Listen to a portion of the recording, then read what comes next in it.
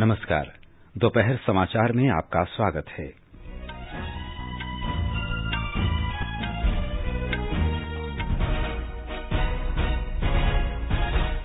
प्रधानमंत्री नरेंद्र मोदी ने जैनाचार्य श्री विजय वल्लभ सुरीश्वर जी महाराज की 151वीं जयंती पर शांति प्रतिमा का अनावरण किया। नीतीश कुमार के आज शाम 4:30 बजे बिहार के मुख्यमंत्री के रूप में शपथ ग्रहण समारोह की तैयारियां पूरी। गृहमंत्री अमित शाह ने दिल्ली में गंभीर कोविड रोगियों के उपचार के लिए अस्पतालों और चिकित्सा बुनियादी ढांचे की क्षमता बढ़ाने की अपील की। कोविड से स्वस्थ होने की दर बढ़कर 93.27% पर पहुंची। महाराष्ट्र में आज से सभी धार्मिक और पूजा स्थल फिर खुले। राष्ट्रीय प्रेस दिवस आज। उपराष्ट्रपति एम वेंकैया नायडू ने कहा, स्वतंत्र और निडर प्रेस सशक्त लोकतंत्र के लिए आवश्यक। दोपहर समाचार में रवि कपूर के साथ मैं अतहर सईद। कोविड-19 महामारी के खिलाफ देश एकजुट होकर लड़ रहा है। आप भी हमारे साथ सुरक्षा और बचाव के 3 आसान एहतियाती उपायों का संकल्प लें। मास्क पहनें, 2 गज दूरी है जरूरी, सुरक्षित दूरी बनाए रखें, हाथ और मुंह साफ रखें। अब समाचार विस्तार से। प्रधानमंत्री नरेंद्र मोदी ने आज राजस्थान के पाली जिले में जैनाचार्य श्री विजय वल्लभ सुरीश्वर जी महाराज की 151वीं जयंती पर वीडियो कॉन्फ्रेंसिंग के जरिए शांति प्रतिमा का अनावरण किया। प्रधानमंत्री ने कहा कि नया साल आध्यात्मिक आभा का वर्ष है और प्रेरणा देने वाला है। श्री मोदी ने कहा कि गुजरात की धरती 2 वल्लभों की जननी है। राजनीतिक क्षेत्र में सरदार वल्लभ भाई पटेल और आध्यात्मिक क्षेत्र में आचार्य विजय वल्लभ जी महाराज। गुजरात की धरती ने हमें 2 वल्लभ दिए और अभी भी इस बात का जिक्र हुआ। राजनीतिक क्षेत्र में सरदार वल्लभ भाई पटेल और आध्यात्मिक क्षेत्र में जैनाचार्य विजय वल्लभ सुरीश्वर जी महाराज। वैसे मैं दोनों ही महापुरुषों में एक समानता और देखता हूं। दोनों ने ही भारत की एकता और भाईचारे के लिए अपना जीवन समर्पित कर दिया। प्रधानमंत्री ने कहा कि ये प्रतिमा विश्व के लिए शांति और अहिंसा की प्रेरणा स्रोत बनेगी। संतजन, भारत ने हमेशा पूरे विश्व को, मानवता को शांति, अहिंसा और बंधुत्व का मार्ग दिखाया है। ये वो संदेश है जिनकी प्रेरणा विश्व को भारत से मिलती है। इसी मार्गदर्शन के लिए दुनिया आज एक बार फिर भारत की ओर देख रही है। मुझे विश्वास है कि स्टैच्यू ऑफ पीस विश्व में शांति, अहिंसा और सेवा का एक प्रेरणा स्रोत बनेगी। श्री मोदी ने कहा कि आचार्य वल्लभ ने भारत को शिक्षा के क्षेत्र में आत्मनिर्भर बनाने का प्रयास किया। उन्होंने कई राज्यों में कई शिक्षा संस्थानों की स्थापना की। प्रधानमंत्री ने कहा कि देश महिला शिक्षा के क्षेत्र में योगदान के लिए इन संस्थाओं का ऋणी है। श्री मोदी ने संतों और महात्माओं से आग्रह किया कि वो वोकल फॉर लोकल यानी स्थानीय चीजों को अधिक महत्व देने के संदेश को अपने अनुयायियों तक पहुंचाएं। प्रधानमंत्री ने कहा कि संतों और महात्माओं ने स्वाधीनता आंदोलन को सुदृढ़ करने और आगे बढ़ाने में महत्वपूर्ण भूमिका निभाई थी।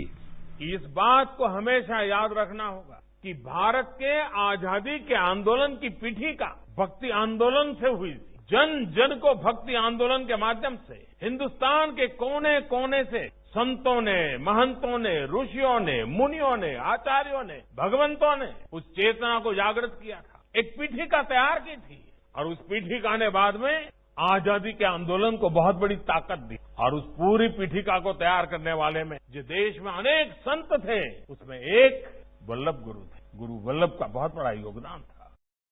भारत ने विश्व को हमेशा मानवता, शांति, अहिंसा और भाईचारे का रास्ता दिखाया। उन्होंने कहा कि यही वो संदेश है जिसकी प्रेरणा भारत विश्व को देता रहा है। प्रधानमंत्री ने कहा कि इसी के लिए विश्व आज एक बार फिर भारत की ओर देख रहा है। 151 इंच ऊंची ये प्रतिमा अष्टधातु से बनी है, जिसमें मुख्य रूप से तांबे का इस्तेमाल किया गया है। इसे राजस्थान के पाली में जेतपुरा स्थित विजय वल्लभ साधना केंद्र में स्थापित किया गया है। श्री विजय वल्लभ सुरीश्वर जी महाराज का जीवनकाल 1870 से 1954 के बीच रहा। उनका जीवन सादगी भरा था और वे भगवान महावीर के संदेशों के प्रसार के लिए समर्पण भाव से काम करते रहे। उन्होंने शिक्षा के प्रसार और सामाजिक बुराइयों के उन्मूलन के लिए अथक प्रयास किए, प्रेरणादायी साहित्य का सृजन किया और स्वतंत्रता आंदोलन तथा स्वदेशी को भरपूर समर्थन दिया। उनकी प्रेरणा से आज कई राज्यों में 50 से अधिक शिक्षा संस्थान चल रहे हैं। उनके सम्मान में स्थापित की गई शांति प्रतिमा को स्टैच्यू ऑफ पीस का नाम दिया गया है। बिहार में आज नीतीश कुमार 7वीं बार राज्य के मुख्यमंत्री के रूप में शपथ लेंगे। शपथ ग्रहण समारोह शाम 4:30 बजे राजभवन में आयोजित किया जाएगा। भारतीय जनता पार्टी अध्यक्ष जगत प्रकाश नड्डा और गृह मंत्री अमित शाह शपथ ग्रहण समारोह में शामिल होने के लिए पटना पहुंच रहे हैं। श्री नीतीश कुमार को कल सर्वसम्मति से राष्ट्रीय जनतांत्रिक गठबंधन एनडीए का नेता चुना गया था। बाद में श्री नीतीश कुमार और प्रदेश भाजपा अध्यक्ष संजय जायसवाल तथा अन्य नेताओं ने राज्यपाल फागू चौहान से भेंट की और राज्य में सरकार बनाने का दावा पेश किया। राज्यपाल को एनडीए के सभी घटक दलों भारतीय जनता पार्टी, जनता दल यूनाइटेड, हिन्दुस्तानी अवाम मोर्चा और विकासशील इंसान पार्टी के समर्थन पत्र सौंपे गए। राज्य में इस बार 2 उप मुख्यमंत्री होंगे। भारतीय जनता पार्टी विधायक दल नेता तारकिशोर प्रसाद और उपनेता रेणु देवी को उप मुख्यमंत्री बनाने का फैसला किया गया है। नीतीश कुमार और प्रदेश भाजपा अध्यक्ष भूपेन्द्र यादव तथा बिहार चुनाव प्रभारी देवेंद्र फडणवीस के बीच नीतीश कुमार के आवास पर बैठक में ये निर्णय लिया गया है। हमारे संवाददाता ने बताया है कि सभी की निगाहें राज्य के मंत्रिमंडल और मंत्रियों को मिलने वाले विभागों की ओर लगी हुई हैं। मुख्यमंत्री पद का शपथ ग्रहण करने के बाद नीतीश कुमार के नाम एक नया कीर्तिमान हो जाएगा।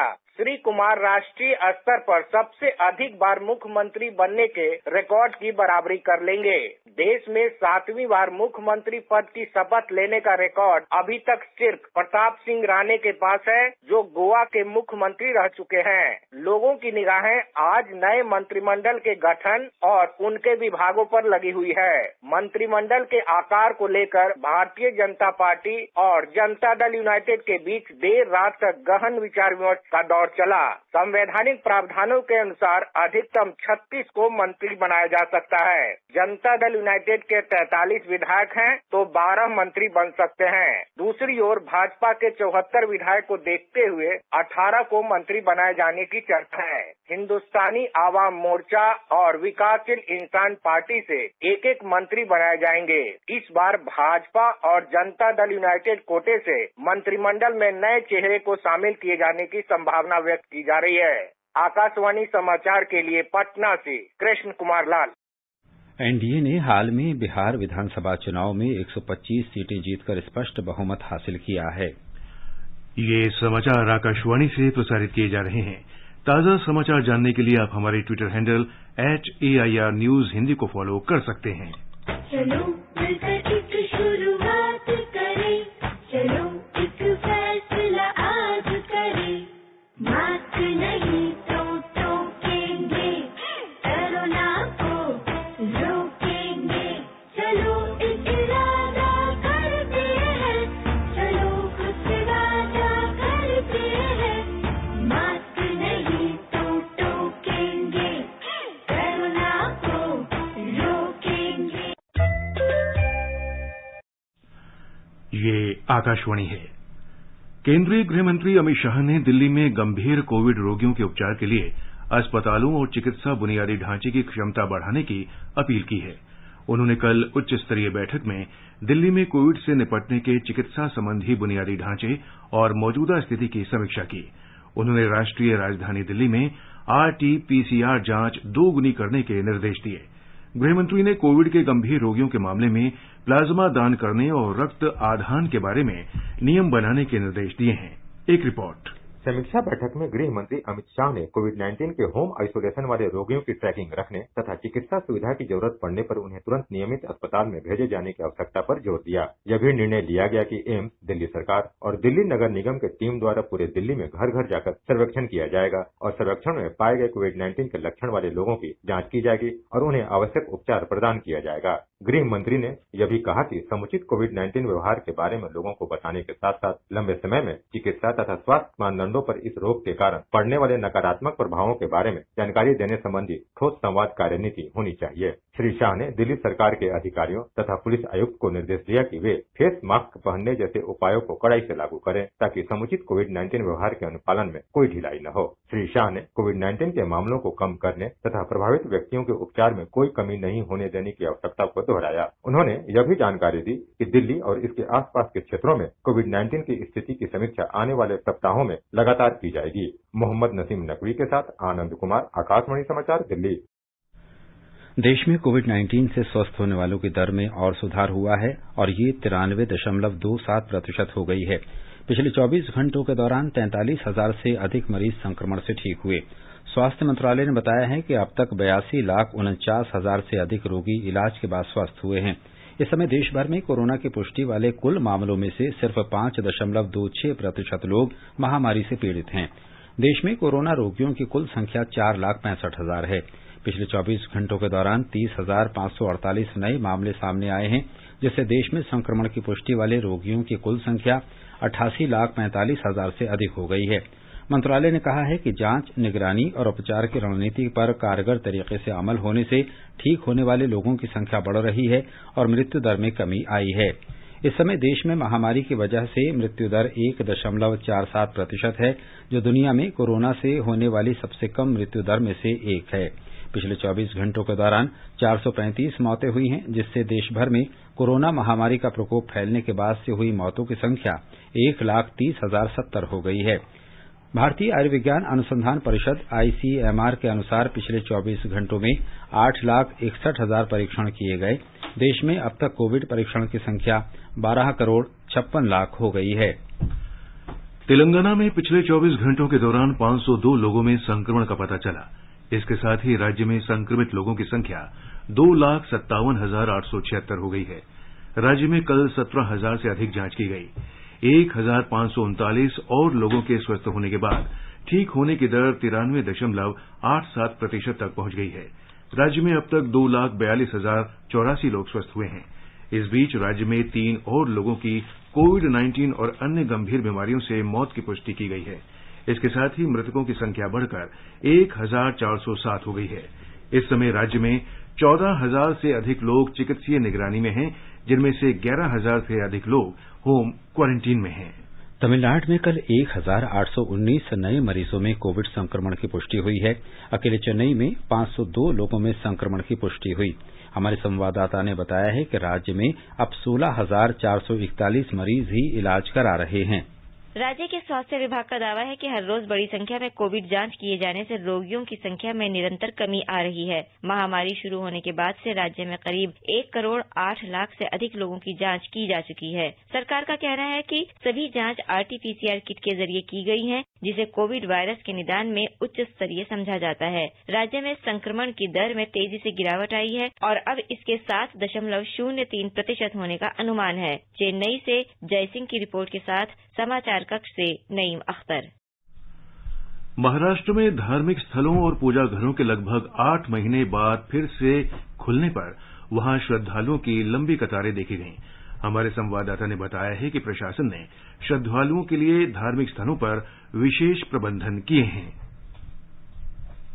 महाराष्ट्र में शिरडी का साई मंदिर, पंढरपुर का विट्ठल मंदिर, तुलजा भवानी मंदिर जैसे प्रसिद्ध मंदिर तथा मुंबई में श्री सिद्धिविनायक मंदिर, मुंबादेवी महालक्ष्मी मंदिर और हाजी अली दरगाह माहिम चर्च जैसे प्रसिद्ध धार्मिक स्थल आज से खुल जाने के बाद श्रद्धालु इन स्थानों पर पूरे अनुशासन के साथ उचित मानक संचालन प्रक्रिया का अनुपालन करते हुए भगवान के दर्शन कर रहे हैं। 8 महीने के लंबे अंतराल के बाद ये स्थान खुलने के बावजूद श्रद्धालु किसी भी तरह की भीड़ इकट्ठा किए बगैर पूरी श्रद्धा के साथ अपनी जिम्मेदारी निभा रहे हैं। मास्क पहनकर सुरक्षित अंतर का पालन करते हुए तथा सैनिटाइजर का उपयोग करके श्रद्धालु दर्शन का आनंद ले रहे हैं। राज्य में धार्मिक स्थलों के प्रशासन का उचित पूर्व नियोजन और विभिन्न सुविधाओं के कारण ये मुमकिन हुआ है। इस तरह की व्यवस्था ने ये दिखा दिया है कि उचित नियोजन और श्रद्धालुओं में जिम्मेदारी की भावना हो तो बेवजह होने वाली भीड़ को टाला जा सकता है और श्रद्धालु सही मायने में शांतिपूर्ण तरीके से भगवान की आराधना कर सकते हैं। शैलेश पाटिल, आकाशवाणी समाचार, मुंबई। केरल में कोविड-19 प्रोटोकॉल के कड़े प्रतिबंधों के बीच प्रसिद्ध अयप्पा मंदिर 2 महीने तक चलने वाले वार्षिक आयोजन मंडला मकरविलुक्कू के लिए खोल दिया गया है। हालांकि मंदिर कल खोला गया, परंतु श्रद्धालुओं का आना आज सवेरे से शुरू हुआ।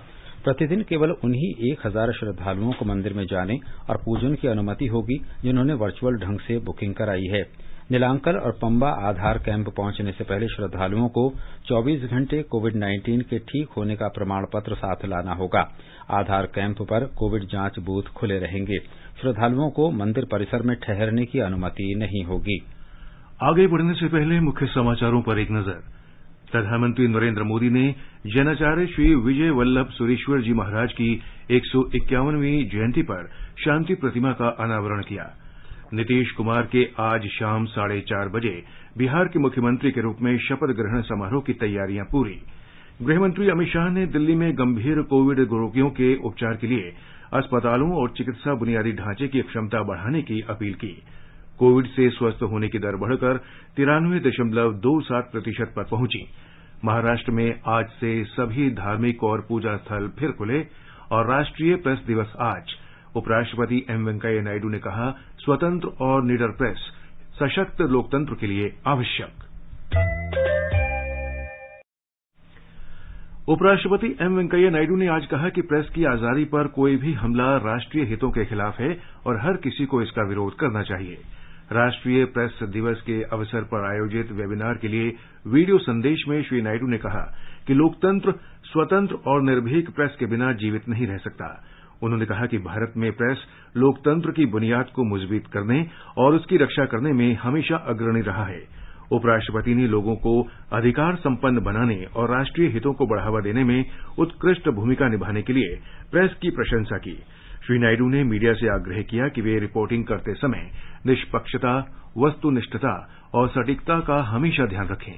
उन्होंने कहा कि मीडिया को सनसनी फैलाने और समाचारों तथा विचारों का घालमेल करने से भी बचना चाहिए।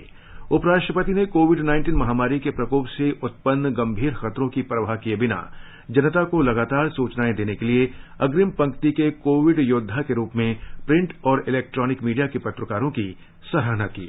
आज राष्ट्रीय प्रेस दिवस है। इसका आयोजन स्वतंत्र और उत्तरदायी प्रेस के प्रतीक के रूप में हर साल 16 नवंबर को किया जाता है। आज ही के दिन भारतीय प्रेस परिषद ने कार्य करना शुरू किया, जिसका गठन प्रेस के उच्च मानदंड बनाए रखने और उसे बाहरी पाबंदियों, दबावों और खतरों से बचाने के लिए नैतिकता के प्रहरी के रूप में किया गया था।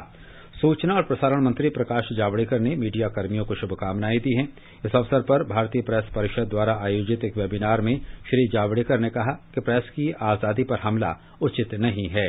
प्रेस के लोग ही स्वयं एक रिस्पांसिबल फ्रीडम का एक आदर्श देश में स्थापित हो, इसके लिए सारी व्यवस्थाओं को सुधार कर उसको ठीक तरीके से चलाने का चैलेंज को स्वीकार करे। सरकार इसमें पड़ना नहीं चाहती, सरकार हस्तक्षेप करके किसी आजादी को रोकना नहीं चाहती, लेकिन ये आपकी जिम्मेवारी है। जब सरकार आप पर विश्वास रख रही है तो आप भी एक रिस्पांसिबल जर्नलिज्म का, एक रिस्पांसिबल फ्रीडम का उदाहरण पेश करें, और यही हमारी चुनौती है। गृहमंत्री अमित शाह ने राष्ट्रीय प्रेस दिवस के अवसर पर शुभकामनाएं दी हैं। एक ट्वीट में उन्होंने कहा कि पत्रकार बिरादरी हमारे महान राष्ट्र की बुनियादों को मजबूत करने के लिए अथक परिश्रम कर रही है। उन्होंने कहा कि मोदी सरकार प्रेस की आजादी के लिए प्रतिबद्ध है और पत्रकारों की आवाज को दबाने वालों का कड़ा विरोध करती है। उन्होंने कोविड-19 के दौरान मीडिया की भूमिका की सराहना की।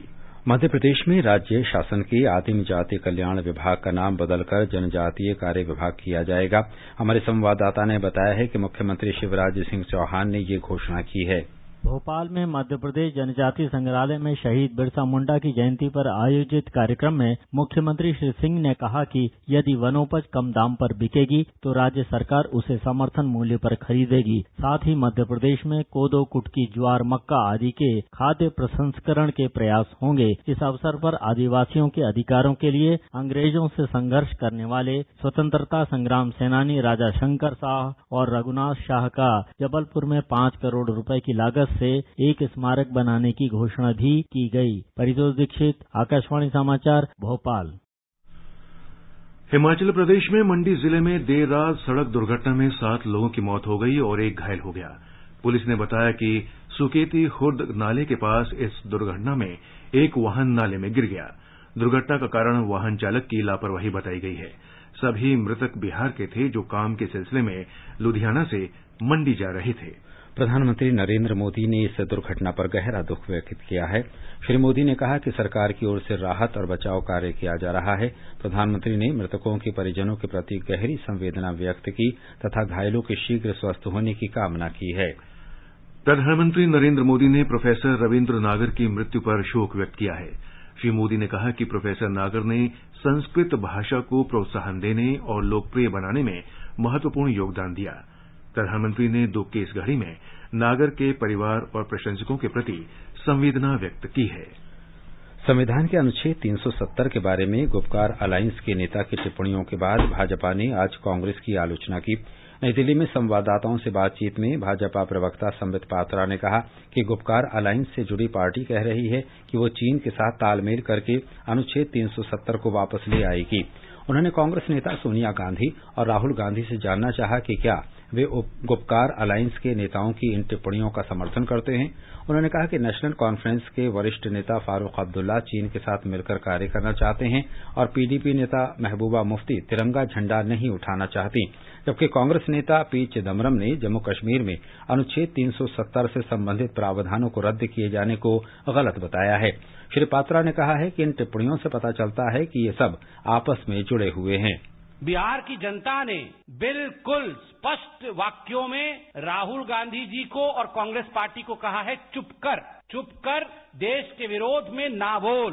Surgical strike, air strike, article 370, चीन, इन सभी विषयों को लेकर जिस प्रकार के वक्तव्य राहुल गांधी जी ने दिया था, प्रधानमंत्री को कायर कहा था, देश को डरा हुआ, छुपा हुआ, हरा हुआ कहा था, जनता ने बिहार में राहुल गांधी जी को चुप कर कहा है और यहाँ आकर ये चले हैं बनने गुपकर। जिनको चुपकर कहा गया वो गुपकर बनने चले हैं।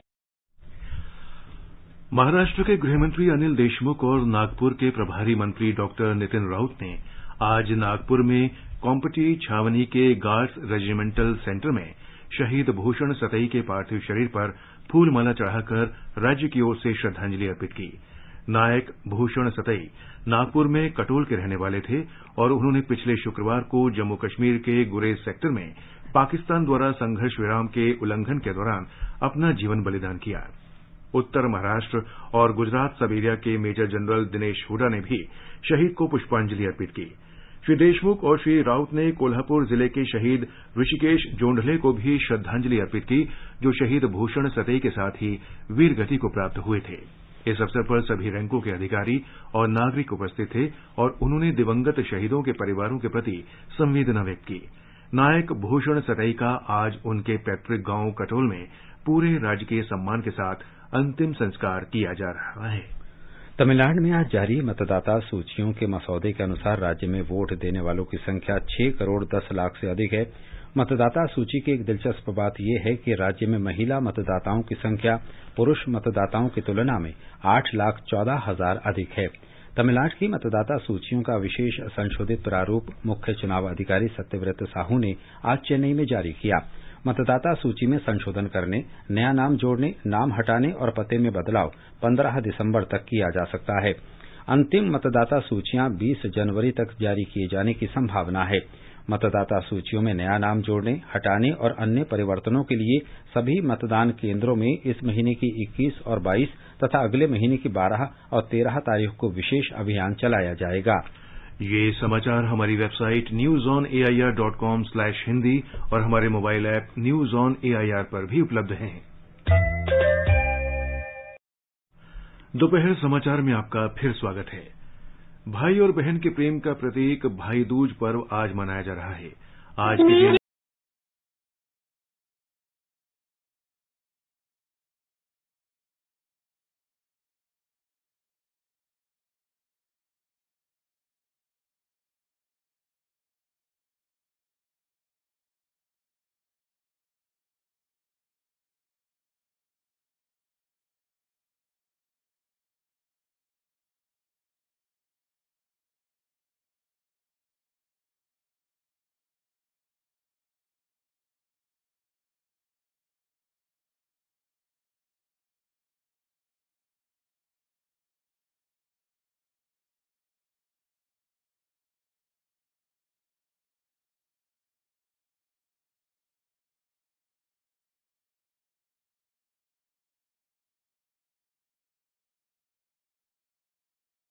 उत्तर प्रदेश में भाई दूज और यम द्वितीया का पर्व राज्य भर में पूरी श्रद्धा और आस्था के साथ मनाया जा रहा है।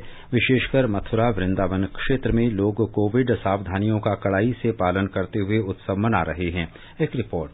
हजारों श्रद्धालु सुबह से ही यमुना नदी में पवित्र डुबकी लगा रहे हैं। इस दौरान सामाजिक दूरी का भी पालन किया जा रहा है। देश भर से श्रद्धालु यम द्वितीया के मौके पर मथुरा आते हैं और खासतौर पर भाई बहन एक साथ यमुना नदी में डुबकी लगाने के बाद यमराज का आशीर्वाद लेते हैं। ऐसी मान्यता है कि आज के दिन जो बहनें अपने भाइयों को भोजन कराती हैं वो सारी जिंदगी सौभाग्यवती रहती हैं और बहनों के घर भोजन करने वाले भाइयों को भी लंबी उम्र मिलती है। इस दिन को भाई दूज के तौर पर भी मनाया जाता है। इस मौके पर पूरे प्रदेश की जेलों के बाहर जेल में बंद कैदियों की बहनों की लंबी कतारें देखी जा रही हैं, जो अपने भाइयों के माथे पर टीका करके उनकी लंबी उम्र की दुआ करने के लिए अपनी बारी का इंतजार कर रही हैं। अयोध्या में इस मौके पर जमथरा घाट पर यम द्वितीया मेले का भी आयोजन किया गया है। सुशील चंद्र तिवारी, आकाशवाणी समाचार, लखनऊ। आज अंतर्राष्ट्रीय सहिष्णुता दिवस है। ये दिन पूरे विश्व में मानवाधिकार और लोगों की आजादी के मूल सिद्धांत को मान्यता देने के लिए मनाया जाता है। सहिष्णुता दिवस का ये संदेश देता है कि लोग प्राकृतिक रूप से विविधता संपन्न होते हैं। दुनिया के प्रत्येक भाग में भिन्न समुदायों को सिर्फ सहिष्णुता के माध्यम से जोड़ा जा सकता है। आकाशवाणी से बातचीत में नई दिल्ली स्थित यूनेस्को के प्रमुख एरिक फॉल्ट ने कहा कि असहिष्णुता से लड़ने की कुंजी शिक्षा में ही निहित है। जैसा कि संयुक्त राष्ट्र महासचिव एंटोनियो गुतरश ने इस दिवस के अवसर पर कहा कि लोग नफरत करने के लिए पैदा नहीं हुए हैं। असहिष्णुता हमारे व्यवहार में शामिल है और इसे छोड़ा भी जा सकता है। इसलिए मेरा आज का संदेश है शिक्षा, शिक्षा और शिक्षा, जो हिंसा का कारगर समाधान है। और अब एक नजर आज के मौसम पर। राष्ट्रीय राजधानी दिल्ली में सुबह हल्की धुंध छाई रही। न्यूनतम तापमान 16 डिग्री सेल्सियस दर्ज हुआ और अधिकतम 26 डिग्री सेल्सियस के आसपास रहेगा। मुंबई में आसमान साफ रहेगा। न्यूनतम तापमान 23 डिग्री सेल्सियस दर्ज हुआ और अधिकतम 35 डिग्री सेल्सियस के आसपास रहने की संभावना है। चेन्नई में बादल छाए रहेंगे। हल्की बौछारें पड़ने की आशंका है। तापमान 25 और 30 डिग्री सेल्सियस के बीच रहने के आसार हैं। कोलकाता में आसमान साफ रहेगा। तापमान 21 और 32 डिग्री सेल्सियस के बीच रहेगा।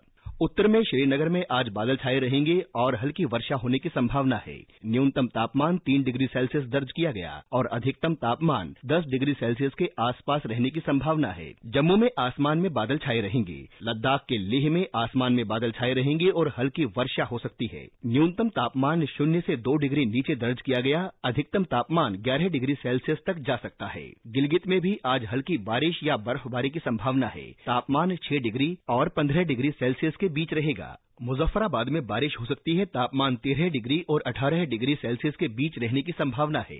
चंडीगढ़ में बादल छाए रहेंगे। हैदराबाद में न्यूनतम तापमान 20 डिग्री दर्ज किया गया। अधिकतम तापमान 31 डिग्री सेल्सियस रहने के आसार हैं। अहमदाबाद में आसमान साफ रहेगा। पटना में हल्के बादल छाए रहेंगे और गुवाहाटी में सुबह धुंध छाई रही। न्यूनतम तापमान 17 डिग्री सेल्सियस दर्ज किया गया, जबकि अधिकतम तापमान 31 डिग्री सेल्सियस तक जाने की संभावना है। समाचार कक्ष से वीरेंद्र कौशिक। सर्दी के मौसम की शुरुआत पर आज सवेरे केदारनाथ मंदिर के कपाट श्रद्धालुओं के लिए बंद कर दिए गए। इस अवसर पर उत्तर प्रदेश के मुख्यमंत्री योगी आदित्यनाथ और उत्तराखंड के मुख्यमंत्री त्रिवेंद्र सिंह रावत उपस्थित थे। मंदिर के कपाट बंद होने के बाद केदारनाथ में बर्फबारी हुई। भगवान केदारनाथ की उत्सव मूर्ति को ऊखी मठ लाया गया है। शीतकाल के प्रारंभ पर आज यमुनोत्री धाम के कपाट भी बंद कर दिए गए हैं। शीतकालीन पूजा के लिए मां गंगा की डोली मुखबा लाई गई। केंद्र शासित प्रदेश लद्दाख में जोजिला के पास हिमपात के कारण लद्दाख को जम्मू कश्मीर से जोड़ने वाला राष्ट्रीय राजमार्ग बंद हो गया है। अब भी रुक रुक कर हिमपात जारी है तथा यातायात अवरुद्ध है। कड़ाके की ठंड के बावजूद यातायात कर्मी तथा पुलिस दल के लोग मीना मर्ग में अपनी ड्यूटी का पालन करते हुए लोगों की सेवा में लगे हुए हैं। करगिल के अपर उपायुक्त ने खराब मौसम को देखते हुए प्रशासनिक अमले को पूरी तरह सतर्क कर दिया है और कई स्तरों पर टीमों को विभिन्न जिम्मेदारियां सौंपी गई हैं। जाने-माने टेनिस खिलाड़ी नोवाक जोकोविच ने पीट सम्प्रास के 6 बार नंबर 1 रहने की बराबरी कर ली है। सर्बियाई खिलाड़ी नोवाक जोकोविच को वर्ष के अंत में विश्व का नंबर 1 खिलाड़ी रहने पर कल एटीपी टूर नंबर 1 ट्रॉफी प्रदान की गई। अंत में मुख्य समाचार एक बार फिर। प्रधानमंत्री नरेंद्र मोदी ने जैनाचार्य श्री विजय वल्लभ सुरीश्वर जी महाराज की 151वीं जयंती पर शांति प्रतिमा का अनावरण किया। नीतीश कुमार के आज शाम 4:30 बजे बिहार के मुख्यमंत्री के रूप में शपथ ग्रहण समारोह की तैयारियां पूरी। गृहमंत्री अमित शाह ने दिल्ली में गंभीर कोविड रोगियों के उपचार के लिए अस्पतालों और चिकित्सा बुनियादी ढांचे की क्षमता बढ़ाने की अपील की। कोविड से स्वस्थ होने की दर बढ़कर 93.27% पर पहुंची। महाराष्ट्र में आज से सभी धार्मिक और पूजा स्थल फिर खुले। राष्ट्रीय प्रेस दिवस आज। उपराष्ट्रपति एम वेंकैया नायडू ने कहा, स्वतंत्र और निडर प्रेस सशक्त लोकतंत्र के लिए आवश्यक। इसके साथ ही दोपहर समाचार का ये अंक समाप्त हुआ। नमस्कार।